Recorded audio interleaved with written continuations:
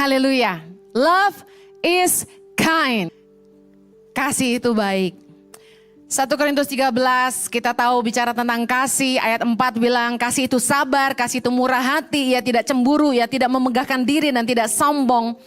Saya suka dalam bahasa terjemahan NIV ditulis gini. Love is passion, love is kind. It does not envy, it does not boast, it is not proud. Saya coba-coba search gitu dalam terjemahan lain dalam bahasa Indonesia. Saya tertarik dengan versi KSKK. Saya sampai bingung apa sih KSKK. Saya search gitu di Google. Ternyata itu terjemahan dari Kitab Suci Komunitas Kristiani versi Katolik. Dikatakan gini, kasih itu sabar, baik hati, tidak iri hati. Kasih itu tidak memegahkan diri dan tidak sombong. Tidak berlaku kasar dan tidak mencari keuntungan sendiri. Yang percaya katakan, amin. Saudara, love is kind. Waktu saya siapin khotbah ini minggu stressful. Karena ada 2 ibadah besar ya, hari Kamis dan Minggu. Sedangkan saya pernah cerita kalau saya tuh nyiapin khotbah kayak orang mau ujian, saya butuh waktu. Jadi saya butuh tuh dari Senin Selasa pagi saya udah siapin. Nah karena ada Kamis, jadi waktu saya tinggal Jumat Sabtu. Sementara padat sekali kegiatan gitu, pelayanan. Harus konseling, doain orang dan sebagainya. Nah saya stres banget, saya bilang Tuhan aku harus khotbah apa ini? Khotbahnya harus 2 lagi. Yang tadi pagi beda ya, bisa dengerin online nanti malam. Terus saya ketik-ketik di iPad, saya tulis love is kind. Terus saya tulis tentang kasih. Saya percaya Roh Kudus bekerja lewat jari-jari saya. Amin. Lalu saya telepon anak saya karena tiap malam kami doa sama-sama lewat video call, WhatsApp call. Kemudian saya bilang, Chloe, Mami bingung mau khotbah apa. Mami stress, saya bilang gitu. I don't know what to preach anymore. Terus dia bilang gini, ya mama udah khotbah begitu banyak, dia bilang. Mama mau khotbah apa lagi ya, dia bilang gitu. And then suddenly dia nulis ini, dia WA ke saya. From what I've seen and heard throughout my life, I feel like Christians think of themselves as better than everyone else.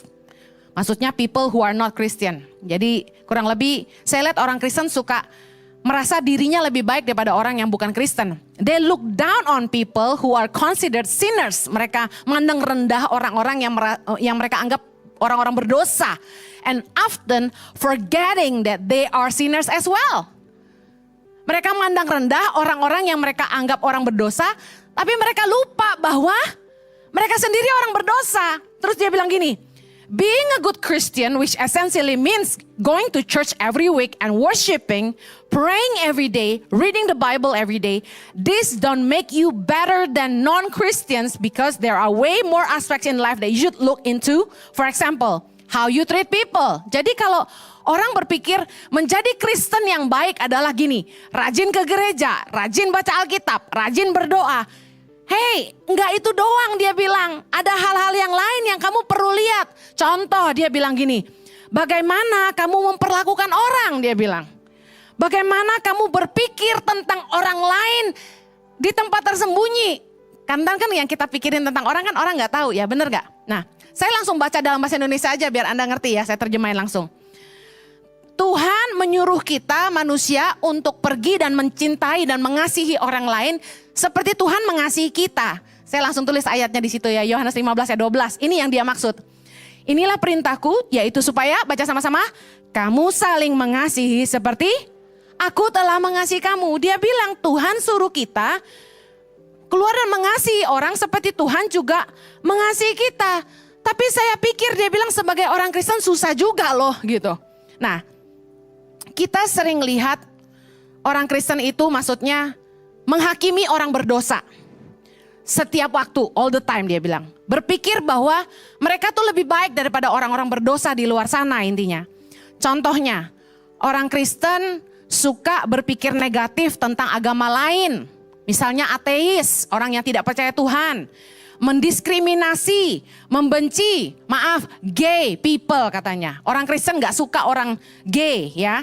LGBT community, orang-orang LGBT. Dan bahkan orang-orang yang berbeda pendapat dengan mereka dan orang-orang yang berbeda cara hidup, orang Kristen gak suka sama mereka. Gitu, dia bilang. Dalam hal ini, dia bilang gini, kita gak harus sepakat dengan mereka, atau mungkin kita gak harus mengasihi mereka. Tapi untuk berpikir buruk, membicarakan hal-hal yang buruk tentang mereka, meskipun kita juga tahu kita sendiri orang berdosa, kita juga gak sempurna, dia bilang. Sebenarnya itu menunjukkan ego kita dan kita ini orang-orang hipokrit yang artinya munafik. Saya tahu bahwa setiap orang itu punya sisi buruk. Semua orang pasti punya sedikit kemunafikan dalam hidup mereka. Entah mereka sadar atau tidak, dia bilang. Apalagi dia bilang kita ini besarnya di lingkungan Kristen. Dia bilang orang yang besar di lingkungan Kristen itu kebanyakan menjadi munafik. Saya sudahi, ini WA anak saya yang menurut saya sangat luar biasa dan saya pengen bacakan. Ini lahir dari pemikiran dan observasi seorang anak muda, remaja yang hidup di tengah-tengah orang Kristen yang papa mamanya pendeta. Dan luar biasa yang dia katakan ini benar. Kita seringkali munafik. Kita gak suka orang berdosa, kita ngomongin mereka, kita hakimi mereka. Apalagi orang-orang yang tadi dia bilang, orang-orang LGBT, kita gak suka. Orang-orang yang berbeda pandangan sama kita gak suka. Orang yang beda cara hidup, kita gak suka. Kita mungkin gak sependapat sama mereka, tapi kata Chloe gak harusnya kita membenci mereka, intinya gitu. Saya ingin cerita, di Sydney, habis khotbah di sebuah gereja. Saya diajak makan oleh seorang anak muda pengerja dari gereja itu. Dia bilang sama saya gini, ini cowok ganteng, gagah, single. Dia bilang gini, Ci, aku pengen cerita.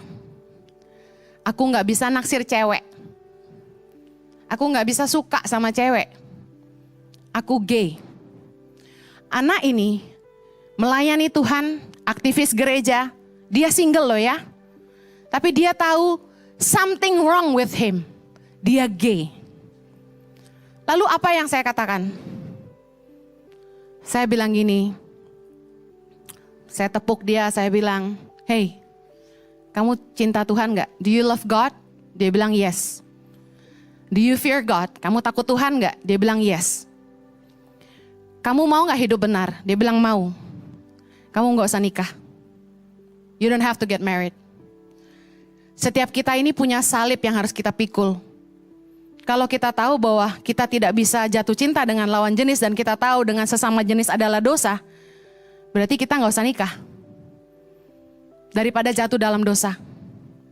Hidup ini gak selalu tentang seks kok. Ada cara-cara lain untuk mengatasi itu, Anda pasti ngerti maksud saya. Daripada hidup dalam dosa, karena hidup di dunia cuma sementara. Mudah gak Ciheni? Gak mudah. Tapi anak ini dengan nangis, dia bilang, iya Ci, aku mau. Saya bilang gini, one day, suatu hari, kalau Tuhan memberikan anugerahnya dalam hidup kamu, kamu jatuh cinta sama seorang perempuan, menikahlah. Tapi kalau kamu gak bisa menemukan satupun perempuan yang bisa kamu cintai, gak usah menikah. Daripada kamu hidup dalam dosa. Kamu siap? Dia bilang, aku siap. Yesus berkata, barang siapa ingin mengikut aku, harus menyangkal dirinya, memikul salibnya dan ikut aku. Saya tinggalkan dia dengan pesan itu. Tentu saya doakan, saya hak dia, saya kuatkan dia. Anda tahu, tidak mudah bagi seseorang untuk terbuka tentang sisi buruknya. Tidak mudah loh untuk kasih tahu, hey, I'm a gay. It's not that simple. Bu Heni, apa penyebab LGBT? Kita lagi gak seminar LGBT. It's none of your business anyway. Bukan hidup Anda, itu hidup mereka. Kita itu gak perlu nunjuk-nunjuk orang. Seperti kata Chloe, kalau kita sadar, lu juga orang berdosa, lu juga nggak sempurna. Kamu juga punya sisi munafik. Saya buktikan kita punya sisi munafik. Bukankah kita di rumah tidak sebaik kita di gereja? Bukankah kita di rumah tidak sesabar kita di gereja? Saya udah pernah khotbah kan? Waktu orang ganggu saya langsung bingung. Mau gua apain nih orang? Tapi karena, hey, ini gereja, langsung pasang topeng kita. Kalau itu terjadi di luar gereja kira-kira?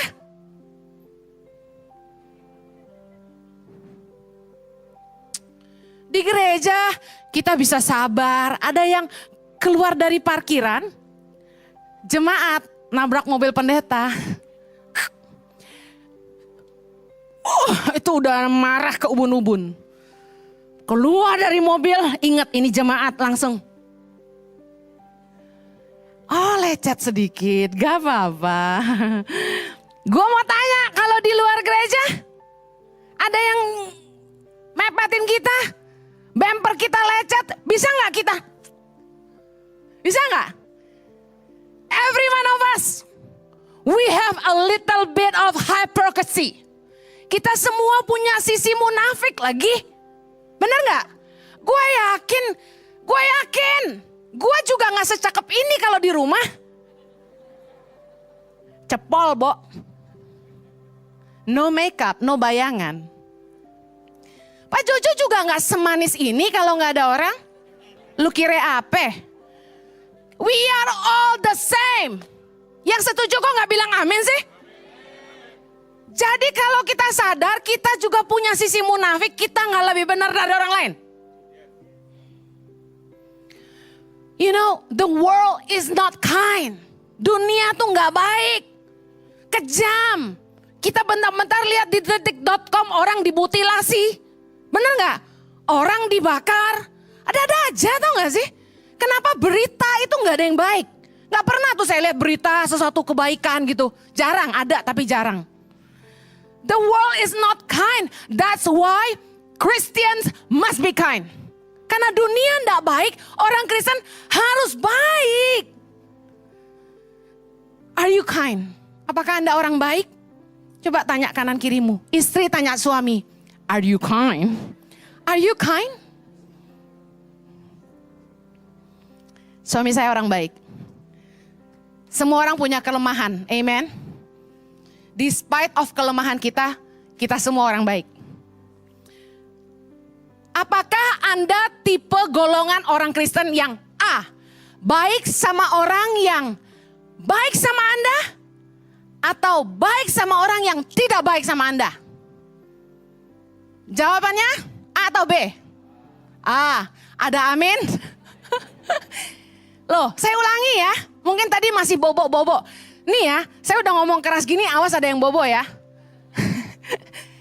Anda tipe orang Kristen yang A, baik sama orang yang baik sama Anda, atau B, baik sama orang yang tidak baik sama Anda? A atau B?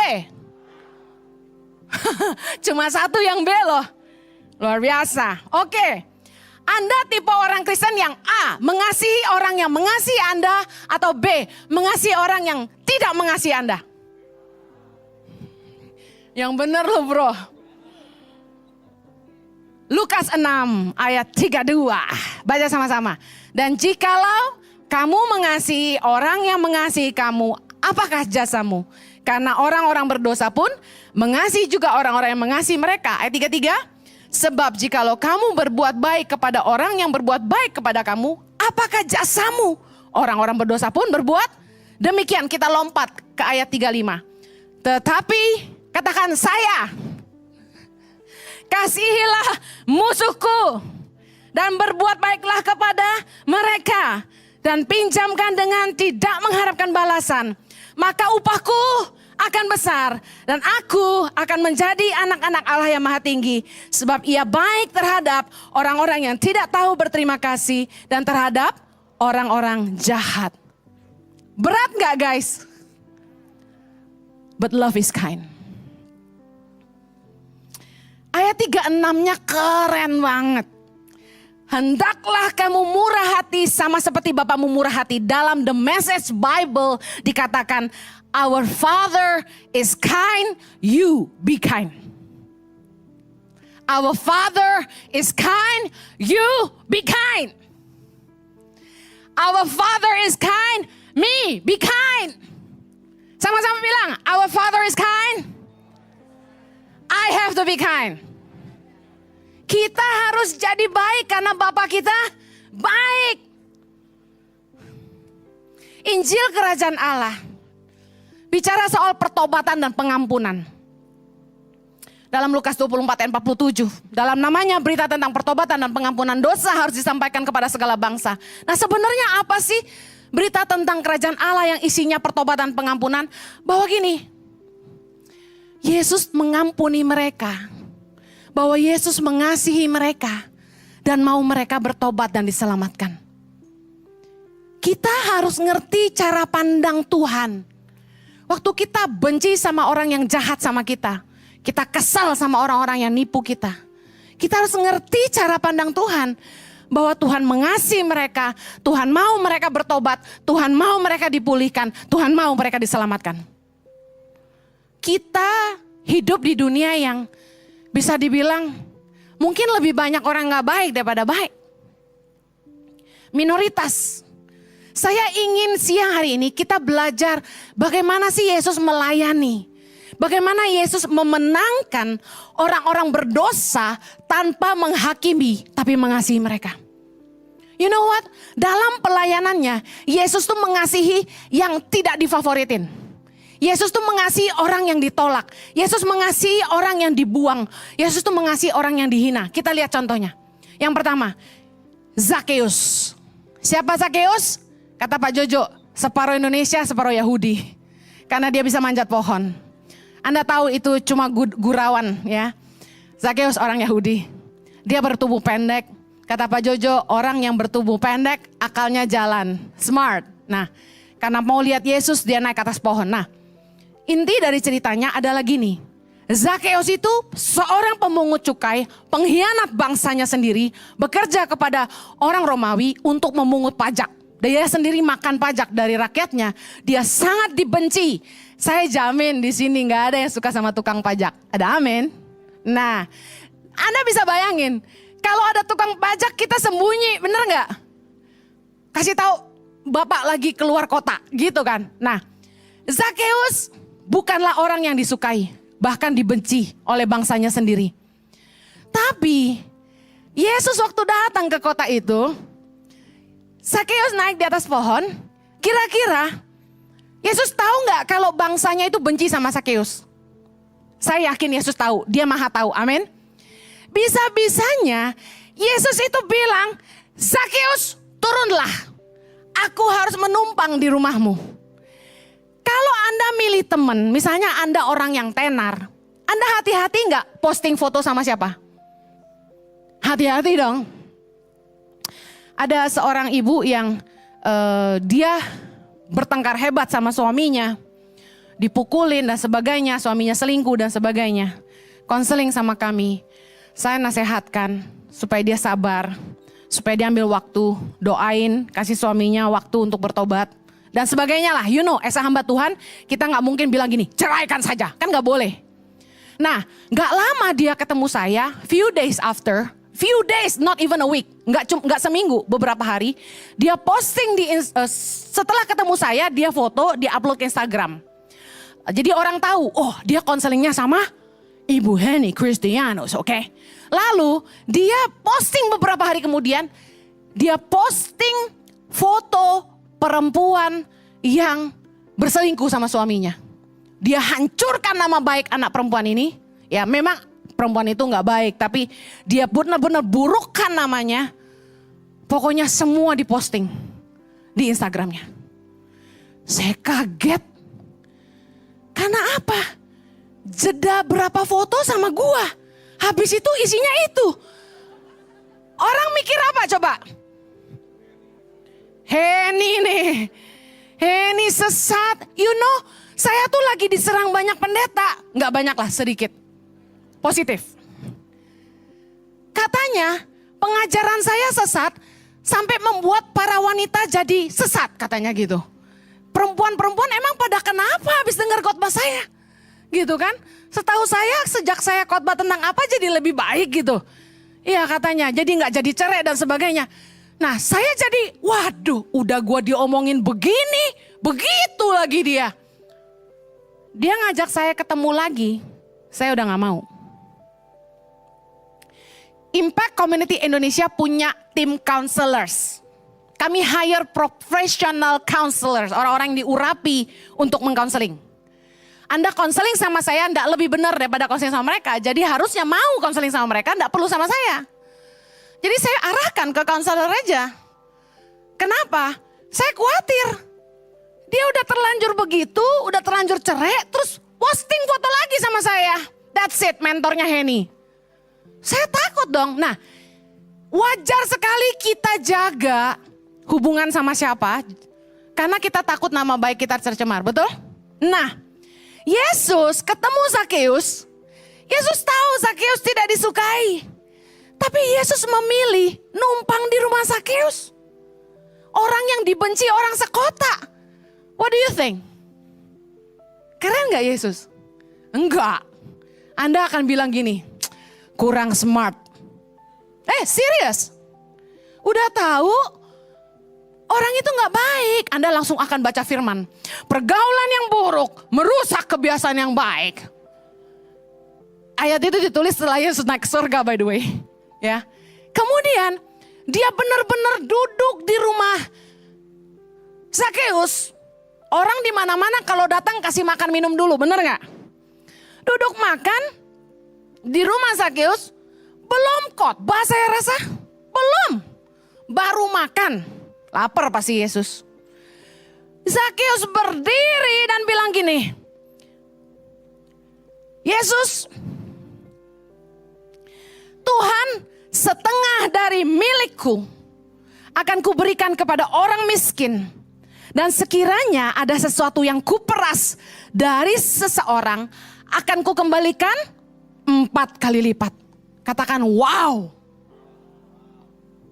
Saya belum pernah melihat suami saya membaptis orang dari jahat jadi baik gitu ya misalnya. Kalau kita nginjil orang itu bertobat, terus dia langsung gini. Pengalaman saya belum ada konglomerat yang bilang gini. Ibu Henny, separuh dari harta saya kasih buat Tangan Pengharapan. Pakai itu untuk tolong Indonesia. Amin. Terus dia bilang gini, kalau pernah ada orang-orang yang saya tipu atau saya rugikan, saya kembalikan 4 kali lipat. Belum pernah. Jadi saya perlu belajar sama Yesus. Apa sih yang Yesus lakukan? Saya penasaran. Ternyata Yesus yang dia lakukan untuk memenangkan jiwa yang terhilang ini bukan dengan penghakiman, tapi dengan hubungan. Kita kalau belajar penginjilan, bagi-bagi roti, terimalah roti ini. Anda percaya Yesus? Anda sudah pernah dengar tentang Yesus? Belum. Percayalah, kalau Anda terima Yesus sebagai Tuhan dan Juru Selamat, Anda pasti diselamatkan. Orang terima gak tuh roti? Ya terima. Habis itu dia bilang, terima kasih.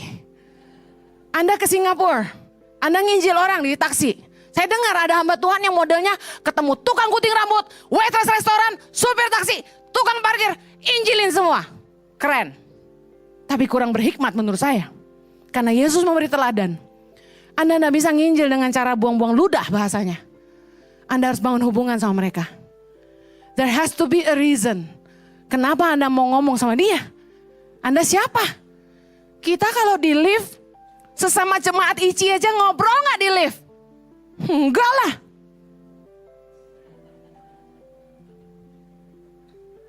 Gitu kan kita? Gimana coba Anda mau beritain tentang Tuhan kalau Anda gak kenal? Yesus gak langsung bilang ini, Zakeus di atas pohon bertobatlah. Kerajaan sorga sudah dekat. Dia gak gitu. Dia bilang, Zakeus turunlah. Aku harus menumpang di rumahmu. Yesus ngajarin kita apa? Kita gak bisa menangin dunia ini dengan penghakiman kita. kita harus bangun hubungan sama mereka. Lagi, Yesus duduk makan bersama dengan pemungut cukai yang lain, namanya Matius. Dan di situ ditulis gini, Yesus duduk di rumah Matius bersama dengan banyak pemungut cukai dalam Matius 9 ayat 10 dan orang berdosa dan makan bersama-sama dengan dia dan murid-muridnya. Ayat 11. Pada waktu orang Farisi melihat hal itu, berkatalah mereka kepada murid-murid Yesus, inilah kita. Mengapa gurumu makan bersama-sama dengan pemungut cukai dan orang berdosa? Yesus mendengarnya dan berkata, bukan orang sehat yang memerlukan tabib, tetapi orang sakit. Ayat 13. Jadi pergilah dan pelajarilah arti firman ini.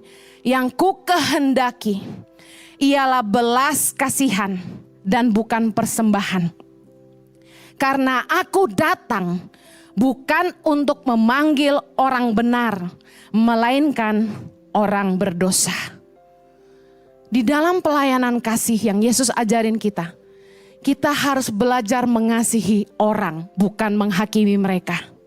Kita nggak bisa melakukan keduanya sekaligus. Mengasihi dan menghakimi nggak akan pernah ada. Kita either harus pilih kita mau mengasihi orang itu atau kita menghakimi mereka. Dunia hanya bisa dimenangkan dengan kasih kita. Tuhan itu nggak mau seorang pun binasa. Dalam 2 Petrus 3 ayat 9 dia bilang gini, karena ia menghendaki supaya jangan ada yang binasa, melainkan supaya semua orang berbalik, metanoia, bertobat. Tuhan maunya semua orang bertobat, berbalik. Yesus itu menerima orang berdosa, kalau saya boleh bilang, apa adanya. Masih ingat waktu Yesus pertama kali menjamah hidupmu? Saya ingin tanya, waktu pertama kali Yesus menjamah hidupmu, apakah hidupmu sudah baik? Sudah suci? Sudah benar? Luar biasanya Yesus, dia terima kita apa adanya. Makanya saya sama Jojo ada nulis lagu, He loved me just the way I am. Dia mengasihi kita apa adanya. Bayangkan kalau misalnya Yesus bikin aturan, untuk ketemu Yesus, Anda harus mandi kembang 12 kali. Atau Anda harus pakai baju putih. Atau Anda harus nyumbang dulu sekian juta rupiah ke gereja. Apa-apaan? Ketemu Tuhan itu gak ada syaratnya. Secepat kamu mau bertobat, berbalik kepada Tuhan dan minta pengampunan, Tuhan menerima kamu dan mengampuni dosamu dan mencintai kamu seumur hidupmu. Katakan amin. Saya belajar, Yesus itu nerima orang berdosa. Dia jadi teman yang menolong mereka untuk mengerti jalan-jalannya. Mazmur 51 ayat 15, Raja Daud ngajarin yang sama. Raja Daud bilang gini, maka aku akan mengajarkan jalanmu kepada orang-orang yang melakukan pelanggaran, supaya orang-orang berdosa berbalik kepadamu. Nah, intinya gini, Yesus ngajarin kita gimana menangin jiwa dalam pelayanan, bangun hubungan, ajak makan. Benar? Pak Jojo udah khotbah. Bangun hubungan, ajak makan. Kalau Anda diajak makan sama orang artinya orang mau bangun hubungan. Anda kalau naksir cewek pengen lihat responnya, Anda ajak makan dia mau apa enggak? Tapi kadang-kadang tertipu sih. Jangan-jangan dia mau makannya dia gak mau Andanya. Ya kan? Terus Anda mau ngelamar. Anda pengen pastiin calon mertua suka gak sama Anda ajak makan. Kalau dia mau, harapan ada. Kalau dia gak mau, lupakan saja. Dengar, Yesus ngajarin kita dalam pelayanan, pertama bangun hubungan dengan ngajak makan. Kedua, Yesus bangun hubungan, baru kemudian dia mengajar. Gak bisa kita ngajarin orang jalan-jalan kebenaran tanpa hubungan, bisa paham maksud saya. Kemudian yang luar biasa gini, orang berdosa tuh membutuhkan kita untuk mengerti kebenaran dan kasih Allah. Nah, gimana dunia bisa ngerti kasih Allah kalau kita gak tunjukin sama mereka? Bagaimana kita bisa nunjukin kasih Allah? Lewat kita mengasihi mereka dulu. Kemudian saya ingat Mother Teresa pernah tulis ini. People don't care how much you know until they know how much you care. Orang gak peduli seberapa banyak pengetahuan kamu sampai mereka tahu kamu peduli sama mereka. Kayak kita punya anak. Anak-anak tuh kalau masih kecil, kita marahin gitu ya. Ya dia nurut karena takut. Tapi kalau anakmu sudah besar, lupakan saja. Anakmu remaja, Anda kalau tidak punya hubungan sama anakmu dan yang Anda lakukan hanya perintah-perintah marah-marah, Anda akan kehilangan anak-anak Anda. Makanya gak heran anak-anak tuh kabur dari rumah. Anak-anak lebih cari temennya daripada orang tuanya. Anak-anak gak mau terbuka sama kita. Yang kita harus lakukan adalah bangun hubungan. Ajak anak makan, punya waktu ngobrol sama anak. Jangan bahasa yang sok rohani melulu. Udah berdoa? PR gimana PR? Udah bikin? Omongan emak-emak dan bapak-bapak tuh gak laku kalau anak udah gede. Mereka bosen. You know, saya cerita pengalaman saya. Anak-anak saya sebel tiap kali saya bilang gini, udah makan belum? Udah mandi belum? Kenapa mandi malam-malam? Udah bikin PR belum? Dia curhat, dia bilang, oh you say cuma merintah. Why can't you be my friend? Dia bilang gitu. Kenapa mama gak bisa jadi teman saya? Akhirnya saya rubah cara ngomong saya. Ini dasar emak-emak nahan lidah susah. Saya mulai bilang, hi, how are you? I miss you. Gak ada kata-kata lain. Dia bilang, I miss you too. Saya bilang, I love you too. Terus karena saya gak ada bahan, saya nanya, cerita dong sama mama. Tell me, what did you do all day? Dia mulai cerita, dia ngapain. Terus diem. Kamu gak mau cerita apa-apa sama mama? Terus dia bilang gini, mau cerita apa? Sometimes kita gak punya kosakata lagi, tapi paling gak kita berusaha. Saya bersyukur punya anak cowok yang kebalikan dari cicinya, suka cerita sama saya. Menyenangkan sekali kalau berduaan sama dia tanpa papanya. Dia bisa cerita apa saja karena dia gak takut sama saya. Jadi dia bisa cerita, dia pernah naksir cewek, dia cerita, so cool you know. Dan waktu orang tuh punya hubungan sama kita dan mereka percaya sama kita. Dan mereka tahu bahwa kita sayang sama mereka. Ngasih tahu apa-apa tuh jadi gampang. Amin. Nah kita gak bisa dengan penghakiman. Yohanes 8 bicara tentang perempuan yang kedapatan berbuat zina. Tahu gak anak saya ingat ayat ini, kisah ini. Saya percaya bahwa anak-anak tuh kalau ke sekolah minggu dengerin firman. Waktu mereka besar itu mereka ingat. Ajari anak-anakmu jalan-jalan Tuhan. Supaya dia tetap ingat sampai dia besar. Mereka bilang gini, Mami, I remember the verse, Yohanes 8 ayat 7. Anda tahu kisahnya yang perempuan yang kedapatan berbuat zina, lalu orang-orang Farisi bilang sama Yesus, ini kalau menurut hukum Taurat Musa perempuan begini harus dirajam batu sampai mati. Bagaimana menurutmu? Tentu Anda tahu bahwa orang Farisi hanya ingin mencobai Yesus, bukan? Menarik sekali, saya suka banget. Ini kisah favorit dalam hidup saya. Yesus bilang gini, barang siapa di antara kamu tidak berdosa, hendaklah ia yang pertama melemparkan batu kepada perempuan itu. Lalu ia membungkuk ke tanah. Orang banyak khotbah tentang Yesus nulis apa di tanah, I have no clue. Dia gak pernah bilang sama saya. Tapi yang saya tahu Yesus bilang, barang siapa di antara kamu tidak berdosa, hendaklah ia yang pertama melemparkan batu kepada perempuan itu. Dan Anda tahu dari kisahnya dikatakan, pergilah mereka seorang demi seorang mulai dari yang tertua. Karena saya tahu yang paling tua paling banyak dosanya. Nah, yang luar biasa lagi, ini perenungan buat kita. Siapa yang gak pernah bikin salah, siapa yang gak pernah bikin dosa, ayo tunjuk jarimu duluan sama orang berdosa.